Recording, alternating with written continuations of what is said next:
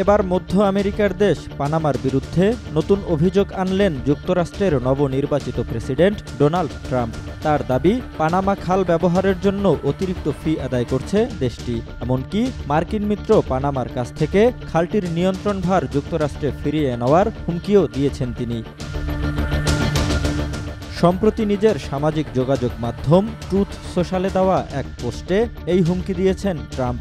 এছাড়া যুক্তরাষ্ট্রের আরিজোনার এক জনসভায় পানামা খাল ইস্যুতে এক দীর্ঘ বক্তৃতা দিয়েছেন ট্রাম্প।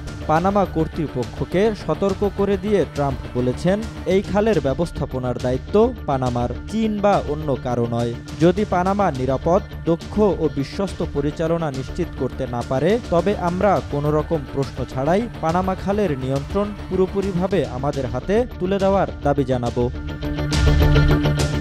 পানামা খাল খননের ব্যাপারে যুক্তরাষ্ট্রের বড় ভূমিকা ছিল।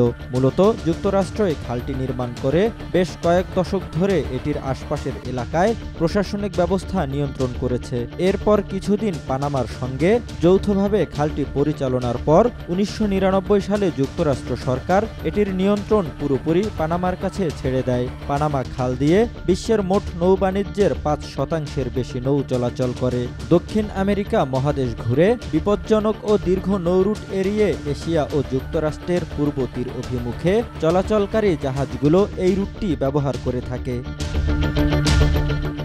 বিশ্ব বাণিজ্য তো বটেই, আঞ্চলিক ভূ রাজনীতিতেও অনেক গুরুত্বপূর্ণ এই পানামা খাল। বৈশ্বিক নৌপরিবহনের প্রায় ৫% হয়ে থাকে পানামা খাল দিয়ে। যুক্তরাষ্ট্র, চীন, জাপান ও দক্ষিণ কোরিয়া এই খালের প্রধান ব্যবহারকারী। তবে সাম্প্রতিক সময়ে এই খাল দিয়ে আটলান্টিক ও প্রশান্ত মহাসাগরে মালামাল পরিবহনের ক্ষেত্রে বেড়েই চলেছে চীনের প্রভাব। আর সেটিই এখন ট্রাম্পের জন্য দুশ্চিন্তার প্রধান কারণ বলে মনে করছেন বিশ্লেষকরা।